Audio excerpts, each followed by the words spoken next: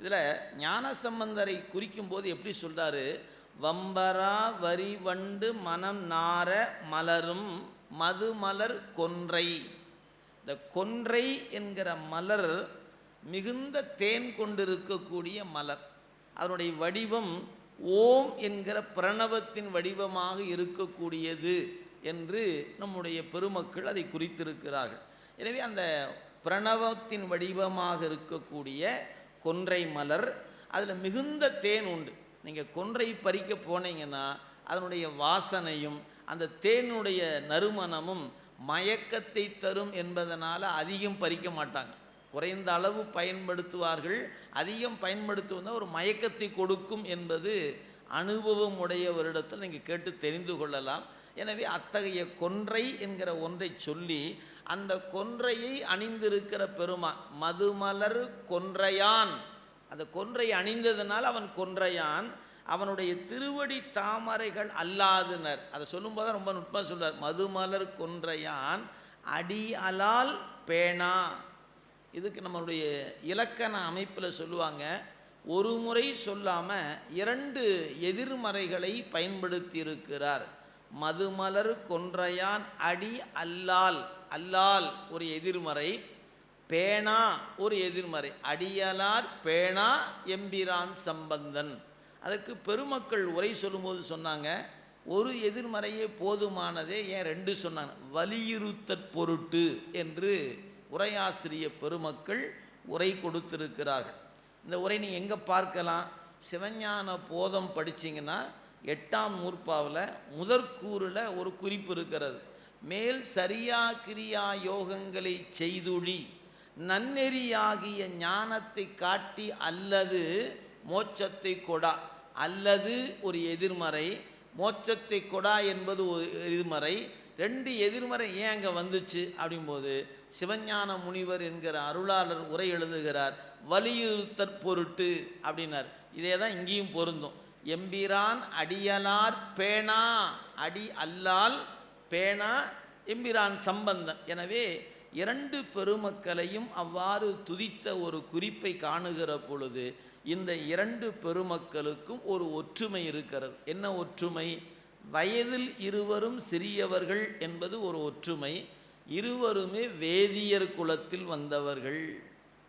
இருவரும் வேதியர் குலத்தில் வருகிறவர்கள் தான். இதில் அந்த இருவரையும் நம்முடைய சேக்கிழார் பெருமான் அவருடைய வரலாற்று அந்த புராணம் சொல்லும்பொழுது நம்முடைய சண்டேச நாயனாரை குறிக்கும்போது 15வது பாடலில் அவரை சிறிய பெருந்தகையார் என்று குறித்திருக்கிறார். அதுவே ஞானசம்பந்த பெருமான் வரலாற்றில் 73வது பாடலில் சிறிய பெருந்தகையார் என்று குறித்திருக்கிறார். இந்த ரெண்டு பேரை பற்றியும் நம்ம சிந்திக்கணும். ஒருவரை சொல்வதற்கே நேரம் பத்தாது. எனவே நம்ம இருவரையும் சிந்திக்கிறதுக்கு வாய்ப்பு இல்லை. எனவே ஒருவரை மட்டும் நம்ம இன்றைய சிந்தனையில் வைத்து கொள்ளலாம். அந்த இடத்தை மட்டும் சுட்டி காட்டி விடலாம். ஞானசம்பந்த பெருமானை சேக்கிழார் பெருமான் எந்த இடத்தில் சிறிய பெருந்தகையார் என்று குறிப்பிடுகிறார் அப்படின்னு முதல்ல, இதுதான் ரெண்டாவது வர வேண்டிய இடம். நான் சொல்வதற்காக முன்னே எடுத்துக்கொள்கிறேன். அப்படி சொல்லும்போது எந்த இடத்துல காட்டுகிறார்? ஏன்னா பெரும்பாலும் 40 ஆண்டு காலம் இந்த விழாவில் கலந்து திருவருளை பெற்றுக்கொண்டு இருக்கிற உங்களுக்கு ஞானசம்பந்தர் வரலாற்று நான் தனியாக சொல்ல வேண்டிய அவசியம் இருக்காது. உரிய இடத்துக்கு வந்துடுவோம். ஞானசம்பந்தருக்கு வயது 3. அப்பாவோடு கோயிலுக்கு வர வேண்டும் என்று அற்றைய நாள் அடம்பிடிக்கிறார். கோயிலுக்கு வந்தே ஆகணும். அவரோ தவிர்த்து பார்க்கிறார். இல்லை நான் வருவேன் அப்படின்னு நின்னார்.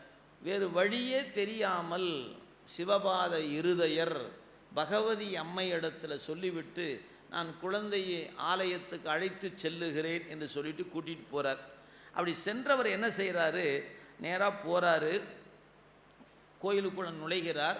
நுழைந்த உடனே வலது புறத்தில் ஒரு பெரிய குளம் இருக்கிறது. சீர்காழி போனவங்களுக்கு தெரியும், கிழக்கு கோபுர வாயில் வழியாக நுழைந்தீங்கன்னா ஒரு பொய்கை என்கிற ஒரு குளம் இருக்கிறது. அந்த குளத்தில் குழந்தையை அழைத்து இங்கேயே உட்கார்ந்துருக்கணும், எங்கேயும் போயிடக்கூடாது என்று சொல்லிவிட்டு அப்படியே மேலே பார்க்குறார். எங்கள் தோணிபுரத்தின் சிகரத்தை பார்த்து, பெருமானே நான் வழிபாட்டுக்கு போகணும், நீ கொஞ்சம் பார்த்துக்கப்பா அப்படின்னு பெருமான்கிட்ட வேண்டிக்கிறார். அந்த வேண்டுதல் செய்யும் போதே அவருக்குள்ள ஒரு மன நிறைவு வந்துச்சான். என்னது? சேக்கிழார் காவல் பெற்றாராய், ஒரு மனதுக்குள்ள ஒரு திருப்தி வந்துருச்சு. ஏன்? பெருமான் பார்த்து கொள்வார், நாம் போய் நம்ம ஜபத்தை ஏன் அவர் தண்ணீருக்குள்ள மூழ்கி ஒரு ஜபம் செய்வதை பழக்கமாக கொண்டிருக்கிறார். எதற்காக? சைவ நெறி தழைக்க வேண்டும் என்று பெருமானிடத்தில் தவம் செய்தார். தவம் செய்து இந்த குழந்தையை தவத்தின் பயனாக பெற்றிருப்பவர் சிவபாத இருதயர். அவர் வேண்டியவாறே ஒரு ஆண் குழந்தை பெற்றெடுத்து விட்டார்.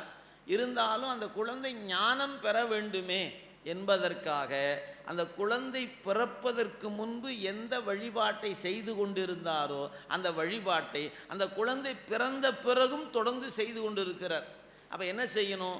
இவரை படிக்கட்டின் மேலே உயரமான இடத்துல அமர்த்தி விட்டு இவர் கீழே இறங்கி போய் தண்ணீருக்குள்ள மூழ்கி மந்திரம் சொல்லுதல், அதுக்கு பேர் அகமருடம் என்று சேக்கிழார் பெருமான் அந்த பெயரை குறிப்பிடுகிறார்.